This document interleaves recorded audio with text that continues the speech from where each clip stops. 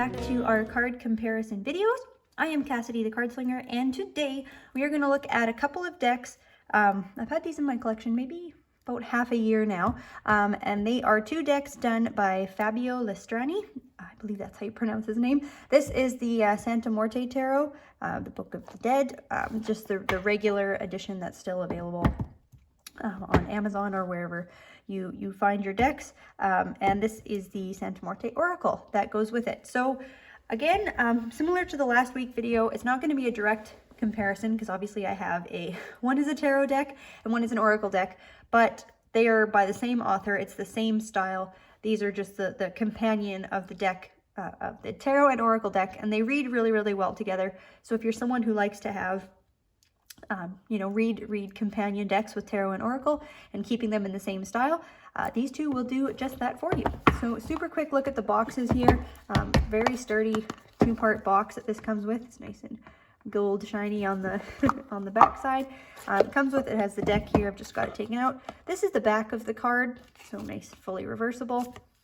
That's just the little title card. And here is the book, which the artwork and the book was done by Fabio Listrani. So he did both the artwork and the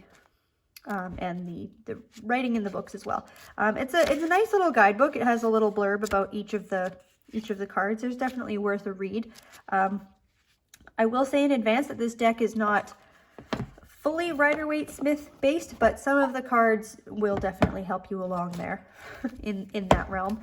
And then a quick look at this box. So again, it's also a two-part, really hard shell, nice box. Back looks like this. And we have a nice guidebook that comes with this as well, which is super helpful in looking at this oracle. So it is in multiple languages. Oh, good question. How many languages is it? Wow, okay. Is it actually in 6 languages? Yeah, it is. It is in 6 languages, folks. So it's got a little bit of English there for my fellow English speakers, and a number of languages covered, which is really, really nice. All right, so I'll start by just showing you the tarot cards first. The size, like very standard size, like this is your Rider-Waite-Smith Centennial deck, exact same size cards, but I will mention the cardstock on the thicker side. So here is a size comparison difference. It's a bit of a chunky deck, but certainly something you can work with. It's not, too thick to shuffle or anything. But yeah, so as always, I'm just going to start by showing the cards here. So we'll pull out the majors and take a look. So let's see, do we need to zoom in a little? There we go.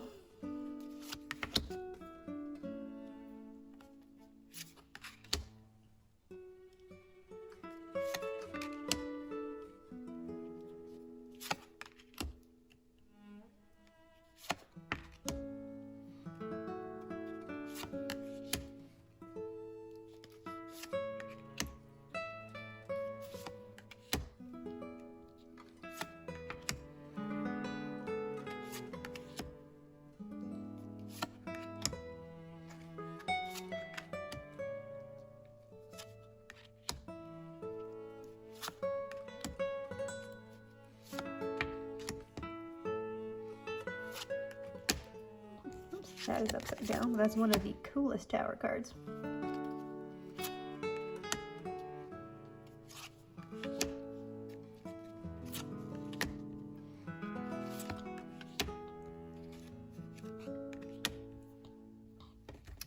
Okay, now let's take a look at the wands.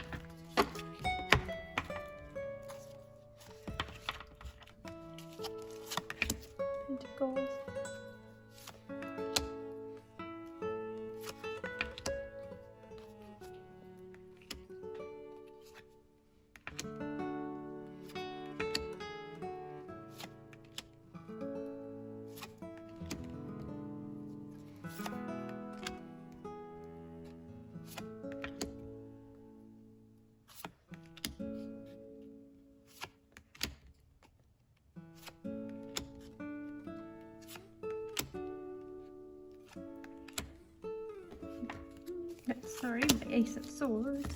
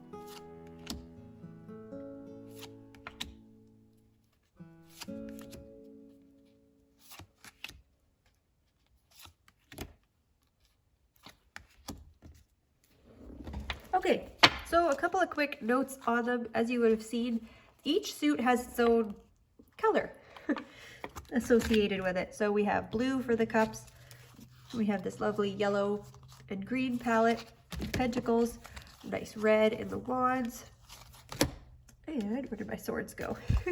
A nice like light yellow in the swords here.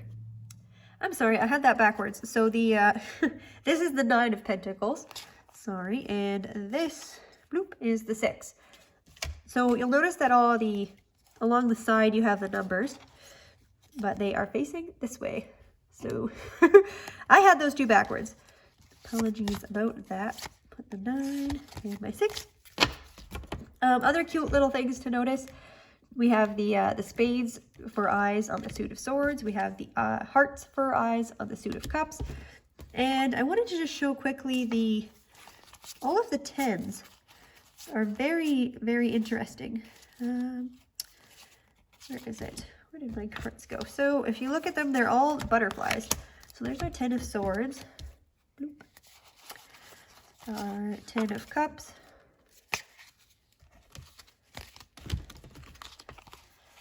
Here's our 10 of wands. I mean, you can already kind of see what's going on here. So we have all these beautiful butterflies of all different colors, but we have different bones for each of them. So for swords, we have the skull. For the cups, we have the ribs. Wands, we have the hip bones, and then the pentacles, we have the feet. Which isn't that just really neat with the elemental associations with the swords and the idea of the intellect and the brain, and then the cups, we have the rib cage or the home of the heart. Wands, your fire center, if you will, down in your hip area, and the association with your root and sacral chakra, and pentacles, big feet that ground you to the earth. So I just thought that was very interesting. I don't want to spend a whole lot of time necessarily talking about them in too much detail, as this is not a deck of the week video, but rather just showing you the cards. But if you'd like to see this as a deck of the week, please let me know. So that's the tarot deck. Let's talk a little bit about the oracle that goes with it. So this is the oracle here. It is a 32 card deck. It's very neat if you lay it all out. It will make a Ouija board, which is quite cool. All right, so let's take a look at the oracle deck here. I'm just going to read a quick little blurb from the guidebook. It says, the Santa Muerte oracle is made up of 32 cards, and much like the 4 worlds of the Kabbalah, it's divided into 4 parts made of 8 cards each, and each part refers to one of 4 different levels of reality.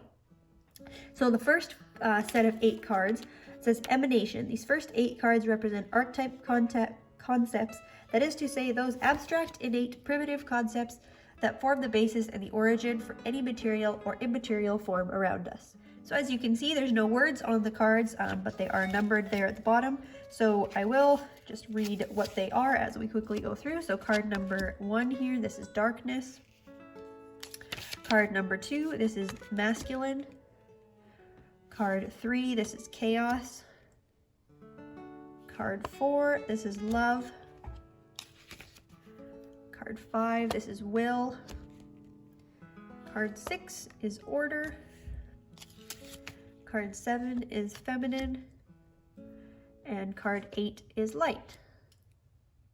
So our next set of cards, cards 9 to 16, illustrate the form that the human being commonly attributes to archetype concepts of the emanations to understand them and use them, like symbols and signs in mathematics, or like divinities and gods in religions and cults.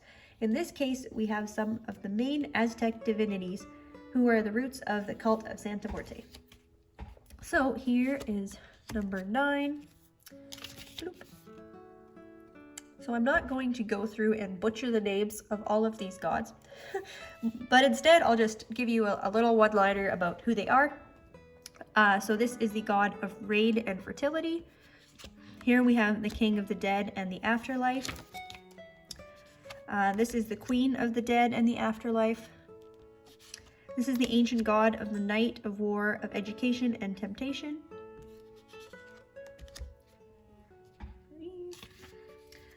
This is the god of the sun and of war, simultaneously benevolent but strict. This is the goddess of all waters, lakes, seas, and sailors, as well as the goddess of beauty and fertility. This is the mother goddess of earth, of sex, of the moon, and of birth, connected to the 2nd and 7th cards, this says. And 16. Here it says, we have reached the final card of the world of creations, but with this may be the most important Aztec god. This is the feathered serpent, was worshipped as the god of knowledge, dawn, merchants, the arts, and professions. It says he's associated with the wind and the element of air. It is therefore connected to the intellectual, education, books, and the invention of the calendar. So our next set of 8 are formation. Cards 17 to 24 represent man's inner kingdom, the part of us, of our minds, that consciously or unconsciously regulates all of our actions and is made up of our thoughts, emotions, instincts, etc. So here's card 17. This is shadow. Card 18 is emotions. Card 19 is memory. Card 20 is fraternity. Card 21, instincts. Card 22, intellect. And card 23, unconscious. Card 24, flux. And that's the next set. So our final set that we have here, this is action. So it says, finally, the last 8 cards represent the congealment of the previous 3 worlds, which is to say the material world and the way in which human beings find their place and act within it, by the way of their own choices, their own actions, and their own works. So this is the card of birth. Here, card number 25. Card number 26 is work. Card 27, this is harvest. Card 28 is action. Card 29 is art. Card 30 is realization. 31 is celebration. And our final card, card number 32, is Santa Muerte. And this is quite beautiful, actually. If you set these cards up in a line, it makes a complete photo, actually, I believe, here. Which is quite cool when you see this in a spread. So like you can see what's going on here is being painted on this canvas here. You can kind of move it over, and it kind of continues bloop, like that. And it makes a little continuous image in the background. So I don't know if I did show the back of these, but they are all different backs. At the end of this video, I will put in a photo that shows what this looks like when it's all put together. But it's a very neat original concept that I really liked. So yeah, I'm trying to keep this video relatively quick just to show you guys this collection of decks. These are both, I don't know if I said that yet, but so the artist is Fabio Listrani, and they're both published by Lo Scarabeo. Yes. So anyway, if you'd like me to go like more further in depth about these particular decks, let me know, and I can do it in a deck of the week and dive into them a little bit more. I do like to use them for any sort of like ancestral work or speaking with beloved dead, that sort of thing. They tend to work really well for that. But I know a lot of folks use these as an overall general reader deck, as you saw like in the tarot. Some of them are certainly Rider-Waite based, but there is a lot. Oh, there's just so much more going on here. I mean, it's really, really incredible what these cards come up with.